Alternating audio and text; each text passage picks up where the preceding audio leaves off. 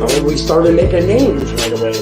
And I loved it. I was robbing drug dealers, taking their gold right off their neck. And the shit we did, who's going to call the police on you? A drug dealer?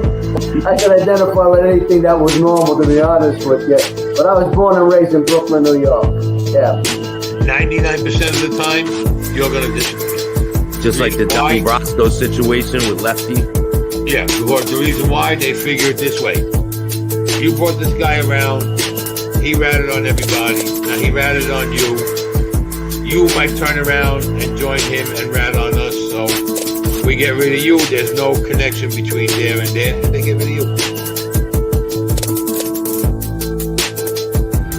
Welcome to this episode of Chattin with Staxx. I'm your host, Bill Staxx, and today I got Ignacio Esteban. What's up, man? Bill, what's going on, man? Nice to be back like always. Happy New Year to you and yours and all your viewers out there. Let's hope for a good, healthy, happy 2023. A lot of health. Yeah, man, it's been a great start to the year with a lot of good things going on, and I'm just blessed to be in the position I'm in, man. I really am.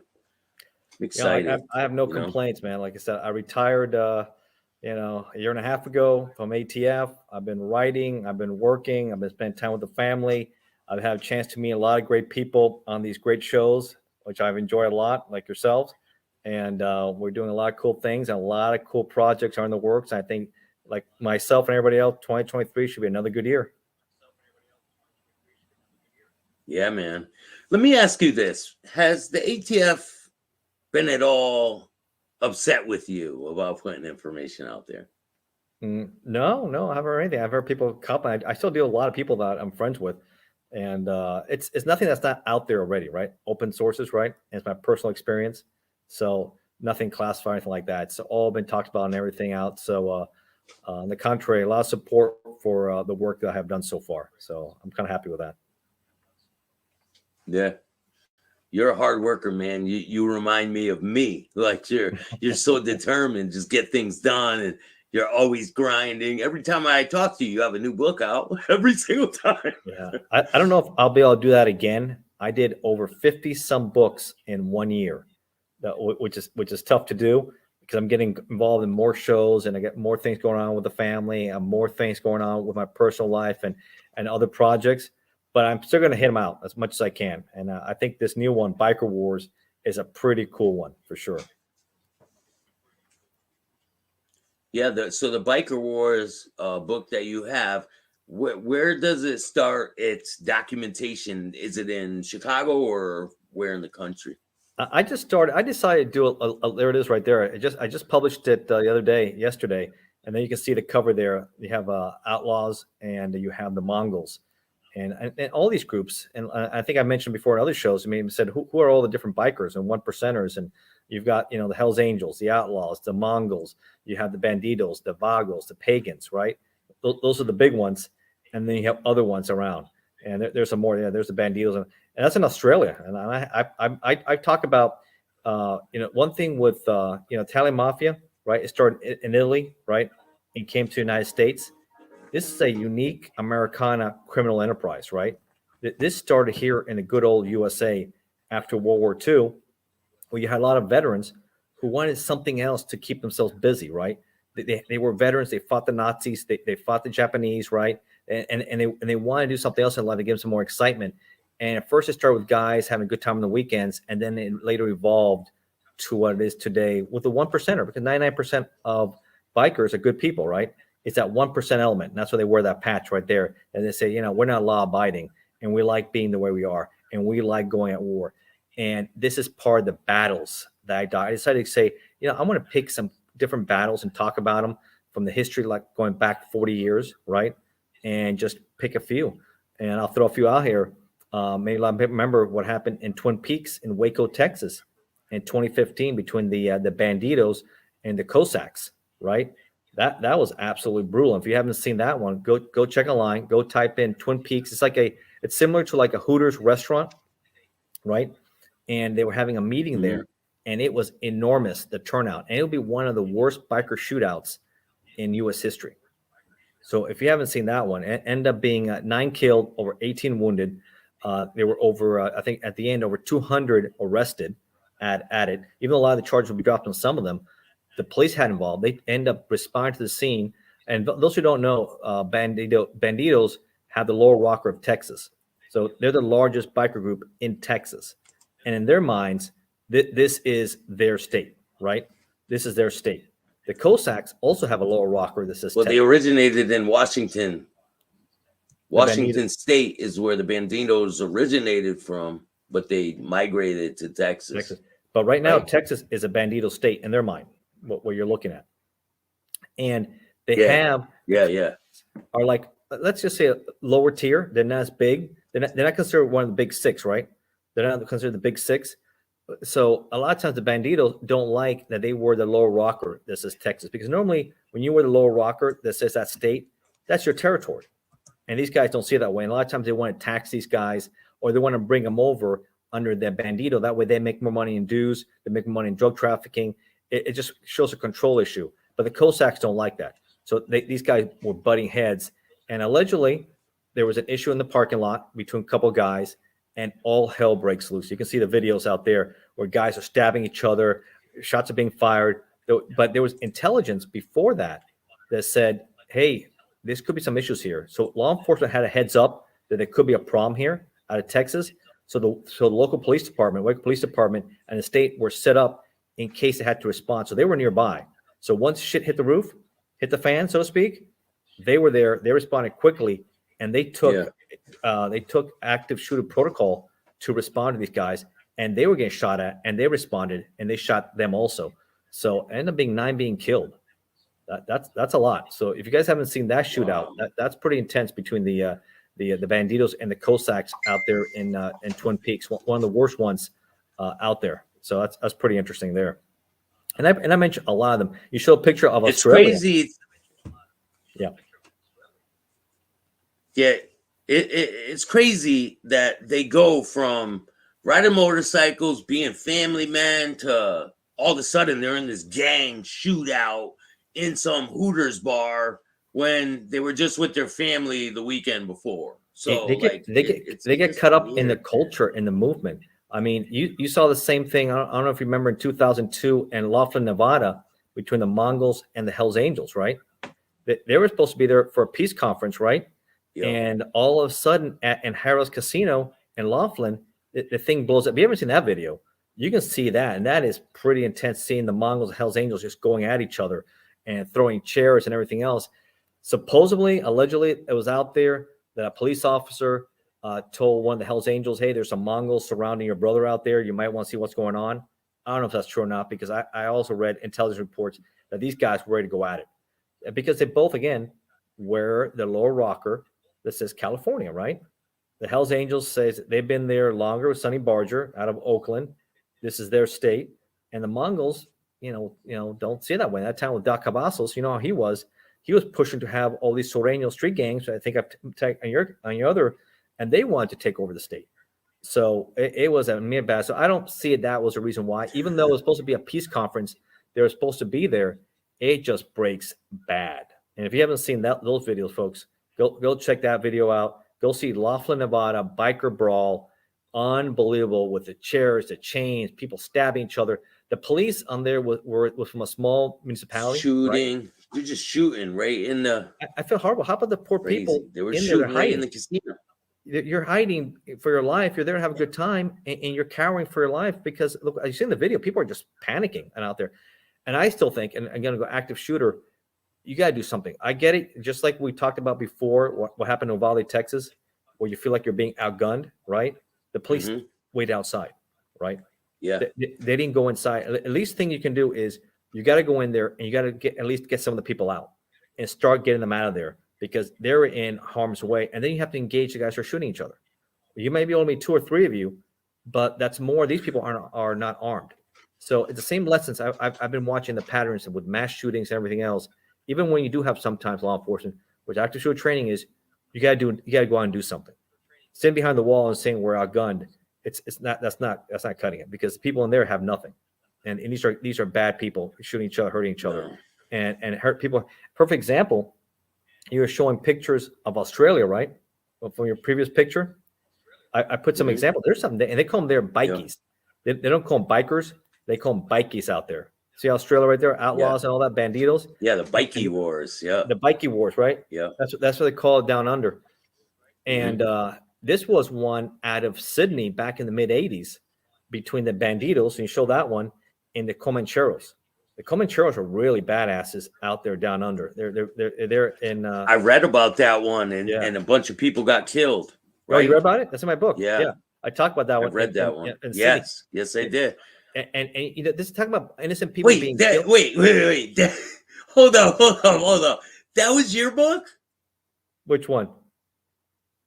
The one about Australia and the bikers. They were going to an event, Right. and In mid '80s. something happened, and other bikers got involved. Yeah. Yes, I But read that book, man.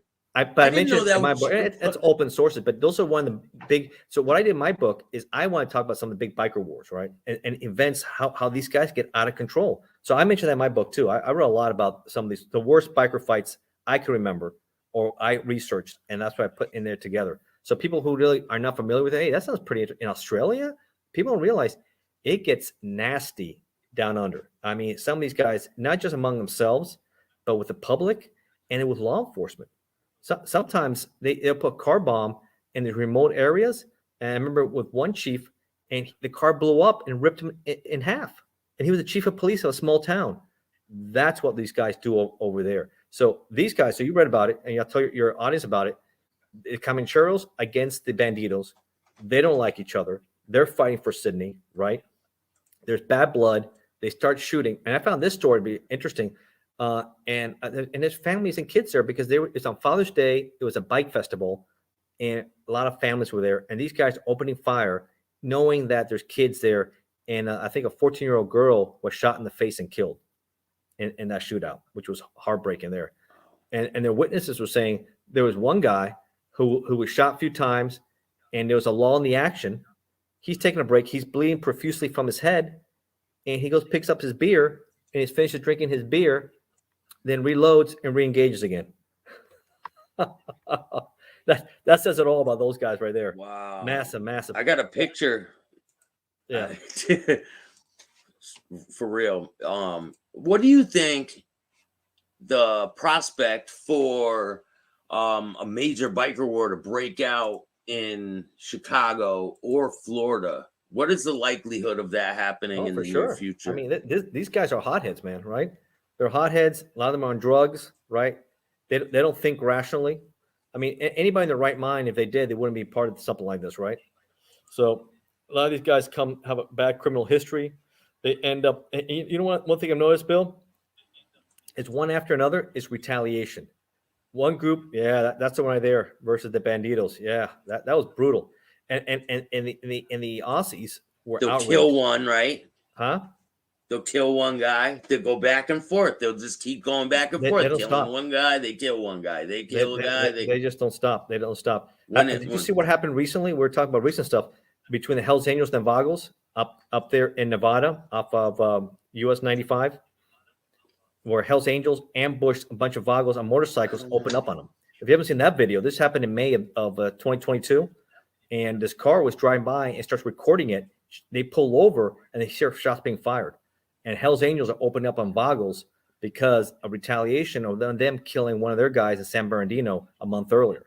So these guys go back and forth. I was reading the court document with the grand jury. Some of the Vagos testified what they saw and were victim in the grand jury. So it gets ugly. It gets ugly there. And they were calling them cowards. But you know what? So when you realize with these guys all do bad things to each other. They ambush each other. They kill themselves. They kill their own. If you piss off their own, I'll tell you one story. And this is not only against each other, but within the ranks. They purge themselves a lot. A lot of people don't realize these guys are famous to purge themselves. If they feel like you're not doing things the right way, you're stealing, or you're an informant or a snitch or something, forget it. But especially if you're using product. And a famous story came out of Quebec. You remember the Quebec biker wars, right? With Mamboucheur, yeah. right? and Hell's The Angels. Rock Machine, This against is the what Hells Angels. Yes. this is what started the Rock Machine. This situation, I'm gonna give a little history. I'm talking in my book here. What created the Rock Machine? Because the Rock Machine came from the Hells Angels. They couldn't believe there was like a little civil war. I give you a little background between the North and the South. We had around here our own civil war. Well, they had their own civil war with the biker wars in Quebec. The North chapter against the South chapter, right? And I guess the North chapter, they didn't show much respect to the South, right? They like do their own thing, and they used a lot of product. And I guess they were skimming a lot, right? They were keeping. So in the beginning, they were all Hells Angels in the beginning. All these So guys. you're saying that they were all Hells Angels in the beginning. Yeah, this is the creation of the Rock Machine. We're talking about that. How did the Rock Machine started, and what happened here was these are all Hells Angels, but like anything else, sometimes these groups hate each other more than their rivals, and you see that in gangs, you see in organizations from within. Sometimes people hate them where they're in, and they like to purge. And these guys were big on purging. The Hells Angels is also notorious. I'll tell you some European stuff went on with the Nordic biker wars also about guys purging, going after each other also. It's just ruthless. These guys are ruthless. And the bottom line is no brotherhood. And you'll see this example. That's all a farce. It's all about the profits, about the money. And if you're screwing with my money, we're going to take care of you guys. Because at the end, that's these guys care about. It's the bottom line, right? It's a ruthless fact. The mafia is the same way. Yeah. You stole from us, we're going to kill you. So they were fed up with the North chapter. Yeah, like we said though, they don't wear the patch on the back though. No, right. They're trying to live, but they wear the nice suits and they still stand out, right? They used to. I think the mafia is pretty much gone. Yeah. My assessment is the Italian mafia is pretty much done, and just like this 1%ers, and my assessment is their heyday is pretty much over too. They're getting beaten down with major racketeering cases, federal cases. People are turning on each other. It's just the culture. It's nothing what it used to be, which is good because law enforcement got that much better and stronger and more sophisticated, and it's really hurt them. But like I said before in other books, we'll talk about MS-13 and Miami and the cartels. That's another story. Those guys are still flourishing, and they're getting bigger and stronger, and that's a big problem right there. But going back to the creation of the Rock Machine. Like you were saying, yeah, with the Rock Machine, yeah. So they're fed up with these guys. Because they're just had it. These guys are stealing drugs. They're using a lot of the stuff, and they're not paying their fair share of taxes like they're supposed to. So that pisses them off because the mother chapter there is losing money. So they have a meeting and they say, hey, it's time to end these guys. They just do not want to follow orders. So they put the order in to execute 4 of the guys and say, give 2 of the other guys that we kind of like a chance to join the South chapter, but the North chapter has now been dissolved. So they come up with this farce of a business/party, right? This is back in the mid-'80s, to meet with them in northern Quebec. These guys show up, and they're in the clubhouse. They're hiding, and they push them all in the middle of the floor, and they execute them. Boom. These are guys who are Hells Angels, executing brothers. So supposedly brothers, which these guys are not because that's not how you treat family, right? Boom. Execute 4 of them. The other 2 said, hey, we're okay with you guys. We're going to give you a chance to join us on the South side, or you have the same fate of these guys. And the other ones we didn't like, you guys are going to be retired. So 4 or 5 of them got executed. 2 of them joined the South chapter, and the other ones were forced to retirement. That's what happens. Well, that did not sit well with the Hells Angels throughout Canada and throughout different parts of the underground, saying, hey, this is not how you do business. I mean, there's a different ways to do so. And a lot of the 2 brothers decided to form the Rock Machine. Right. And that was ended up being a big rival for Hells because they were Hells Angel guys that said, listen, I don't want anything to do with this. This is how you treat, one of your own. Right. So that was a split that eventually will become known as the Quebec Biker Wars. And then, of course, Mom Boucher will come out and he'll rise in the ranks and he'll be part of that war. And a lot of it has to do with drugs, money, power. There's no brotherhood. That's for sure. I don't. It's one thing I've seen. One of my experience. They had the Rizzutos. Yeah, they wanted to be tied with the mafia, but then eventually, plan, right? Boucher got tired of dealing with the mafia, and I'm thinking about doing a book on that too, talking about the ties between the Italian mafia and the biker groups, and I think that'll be an interesting read also. So I think I'm going to write a book about that. So that's going to be an idea for a project, maybe in a few weeks. Maybe you'll see come out. Let me ask you this. So Florida, right? Let's just use Florida as an example. They already have. So whose main state is Florida? Who has Outlaws. They have the rocker. rights to Florida? Right now, it used to be years Is ago it independent, but ever since Taco Bowman, they end up in the 80s and 90s, it became an outlaw state. The Outlaws at Florida. And they have the rocker. A lot of people retire there. I mean, my experience was there, you got a lot of retirees from Hell's Angels, pagans, other groups. But what I've noticed, and that the Mongols have kind of moved in a little bit, right? And it could be an alliance, what I'm hearing, between the pagans and the Mongols, possibly to try to take the Outlaws in Florida. That could be an interesting little biker war there. So we'll keep an eye and see how that plays out. But the Mongols normally were a lot on the West Coast, right? In California, right? That's where they started, Southern Cal. Yeah. And they have their hands full with the Hells Angels. Those guys are always going at it and still having issues. And now this, but again, my whole assessment is what this is no brotherhood here. I mean, these guys will turn each other, right? They will kill each other. They will purge each other. And they're giving orders to retaliate. But then at a moment's notice, I mean, they'll turn on each other just the same as if they're told to do so. So people get caught up with, hey, I want to be a cool biker. Yeah, but so what about the other people who are in the organization? Because I know for a fact that there are upstanding citizens who do not commit crimes, who are not involved with any of that stuff. What happens to those guys? And how do they stay off the radar of law enforcement when they're really just trying to be a brotherhood? The ones who are really just trying to be a brotherhood, how do they stay out of the grasp of the law? I think those are the ones that if they don't do what they're told, a lot of them get forced to retire, right? They get forced out. I mean, a lot of times they put the pressure on them, right? What you see is like, this is what we're doing. And if you're especially one of these clubs that really bad guys take over, what are going to be your options? You got a new chapter president, right? And he said, this is what we're doing, and this is what we're about. And then he might see you as a problem, right? He said, oh, you don't want to do what we're doing? Then maybe you're going to be an informant, or maybe you're going to be somebody we have to take care of, and maybe they'll purge you. So that's if you're one of those and you got a chapter president, I've heard of them. Then you got to go. It's not worth staying in that kind of environment. You just got to find something else to do. I've heard of them stripping people of everything they own. I've heard them stripping of people of everything they own, their motorcycles, everything, beating them down, putting them in the hospital because they didn't want to be involved with it anymore. And I'm just like, what? That's not a brotherhood. No, it's no brotherhood there. It's like crazy. It's like the gangs, right? There's no brotherhood in those gangs. A lot of these guys like MS-13, the Mexican Mafia, they use these people for the top. It's like a pyramid scheme. The guys at the top use the guys at the bottom to help them become rich. And if you're not, you're disposable. We'll get rid of you.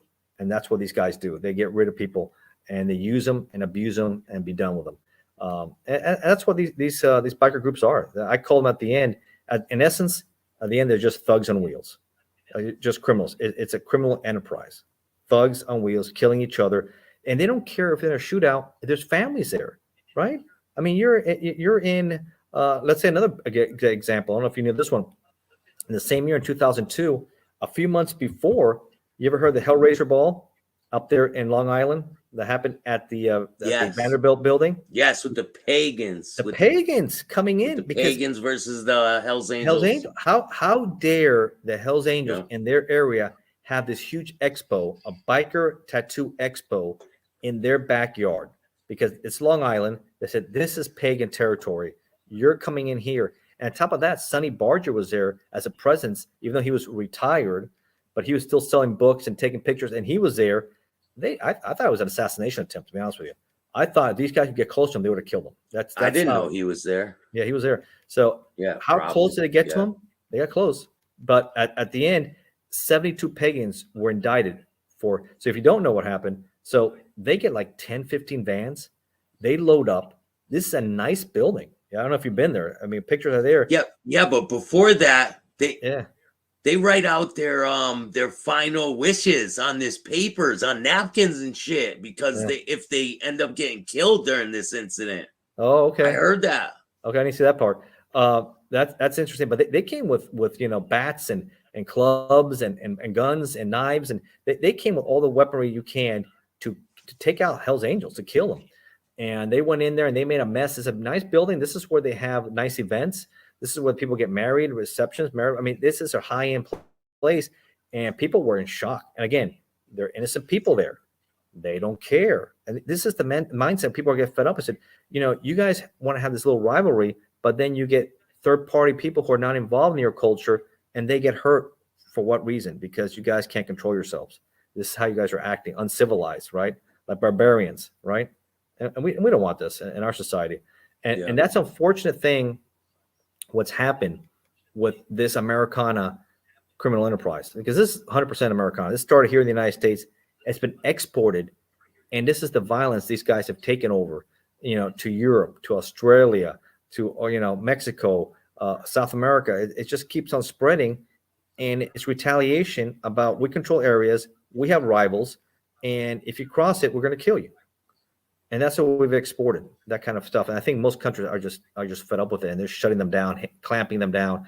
It's getting harder for these bikers to exist. In some places, you're banned. Like parts of Germany, parts of the Netherlands, you can't be a biker anymore because they know what it is. It's criminal enterprise. Let me ask you this question, because I've heard in the past, in this last year that just passed, I heard that in Australia, you can't have any biker gang related tattoos on your face. It's against the law.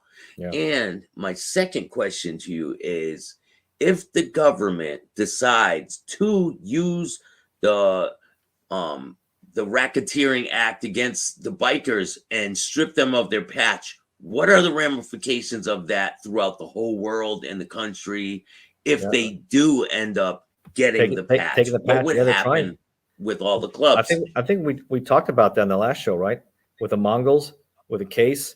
The jury did it when they were convicted in 2018 on the racketeering charges. It was a ATF case, Operation Black Rain, and the controversy again, little Dave. Was he cooperating with the government? Was he giving information about defense strategies? And then the patch, the jury agreed, should be seized by the government and the copyrights, and they should not be able to wear it, right? And then the judge didn't agree with the government pick and choosing which symbols they can seize and not. But then they're taking another bite of the apple and resubmitting it to see if they can get it approved. That could be huge ramifications, and these guys can't wear these colors. I think they'll come up with something else. Maybe they just wear black and white, or they do some other stuff like that. But at least it's a blow to them that they can't wear, the Mongols like to wear, the Hells Angels has their colors, the Outlaws have theirs, and they all like to wear that stuff, and that could have ramifications. I know, for example, I wrote a book on Yakuza, and how they have their tattoos and everything else. The Japanese government has cracked down big time on Yakuza. It's almost illegal to be a Yakuza member.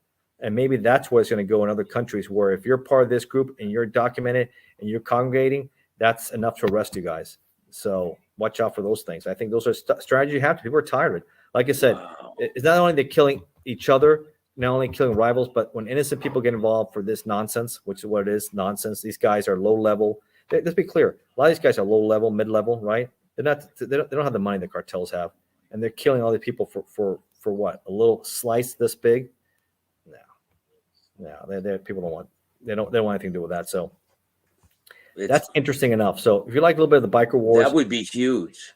Yeah, I think so. I think there's a lot of strategy. A lot of governments. So what would happen if more aggressive? If they do end up taking the patch and the cops see somebody driving down the street with the patch on, what would they do? I think they can go out and seize it from them. If they're not authorized to wear anyone, they can take their patch from them. They can take their jackets from them. So they're not authorized to wear it anymore. So it's like having a firearm. You're prohibited. You're prohibited from having that. You're prohibited from having a kilo of cocaine. It's now been forfeited. You can't ever wear that again. And if you're seen with it, it might even be arrestable offense. That would be crazy. Yeah, and they deserve it, because these guys are low lives, right? They're criminals. I mean, maybe a few good people, but a lot of the good guys. If you got more bad guys, let me make that very clear, though, because there are a lot of good guys who are not criminals that are in organizations out there. So I don't want people to think that everybody in a motorcycle club is a gang member or a criminal, because that's not the case. Let me make that very clear. It's the 1%ers, and everybody knows what the 99% are good people, right? It's that 1%, right? There are in these biker worlds that we're talking about. And this is where we're talking about the 1%, that element there that has really, Sonny Barger used to like to say, he liked to say that. You say the 1%, but that's not the 1% clubs. I mean, yes, all the 1% clubs are that 1%, but do you agree with me on this? Is there 1% of the 1% who are great guys? I bet there's good people, but unfortunately, they made a bad decision joining these clubs, because once you start, because you can't tell me you're not seeing what's going on, because I've talked to a lot of these guys, and you hear their stories, and you read what's going on. You see what's going on. Now, if you want to look a blind eye, I mean, I don't know how you can stay somewhere like that where they're using drugs, they're selling drugs, they're armed, and these guys giving an order. No, that's no, that's not what I'm saying. I'm saying, like, say a group is about 30 people, right? Yeah. Say there's a chapter, it's about 30 people. Do you agree with me that there's probably 5 people in that group who are not affiliated with crime whatsoever? It's possible. It's possible. I mean, it's hard not to know what's going on, though. That's just me. If you're in that kind of group, it's people talk, and you know what's going on. Hey, so and so had to kill so and so, or they just took her. I mean, you don't know. I mean, what are you gonna do? I mean, how do you stay in that kind of culture, right? Because it's a small tight group, and these guys are always going at each other. Every time you're looking at it, it's always payback for killing so and so. I mean, you look at this example now with the Hell's Angels and the Vagals. These guys are going back and forth, back and forth. And if you were that let's say you're a good guy, which is the worst irony on irony, you're a good guy, but you're wearing your colors, and some guys pass by and said, "Oh, look who's here! I just saw one of these guys." They don't care if you're a good guy or a bad guy. You're wearing one of their colors. To them, you're a bad guy, right? You're a rival. You're going to get it, no matter what. You're right. They're going to get it. You're right. So I wouldn't be worrying any. Or you're with your family. You're with your family and their kids. You're with your family and your kids, and these guys happen to see you. Your kids are in jeopardy. No, that's it. They're going to open up. Because these guys are all about payback, and you see a lot of these guys get obsessed with it. I mean, just look at those videos, man. If you haven't seen it, just go look Laughlin, Nevada, and Harris, and what a brawl! That is a heck of a brawl. Listen, I'm gonna incorporate those videos into this video. I'm gonna make this. Here's another really good one. If you want to incorporate another cool video, William Steele put a pretty. You know Bill Steele, right? From inmate to roommate. I gave him that video. I gave him that video. Right. Esteban. Incorporate that one. But you saw what he did at the end, right? Yeah. How he put the machine gun fire, right? And then he has my book coming up and all that, right? But it's not a great fight, but it shows how quickly it can escalate between the Hells Angels and Mongols, right? It's not a great fight, a real good fight though, and it shows how people are afraid too. Because you can see it. You could see the guy's got his arm in his pocket and he's scared. You could see it on his face. He's terrified. I think he had a gun. How about the one guy that goes, he reaches didn't to want his to fight. No. Some of these guys don't want to fight because they know, do I want to die for what? Really? What are you going to die for? For these guys? No. It's not a brotherhood at all. They can say whatever they want, but when they start purging each other for drug proceeds, and because of you're using too much product, that's what it's about. It's about making money, and you're cutting into our profit, or you're a threat to our profit. That's what it's about.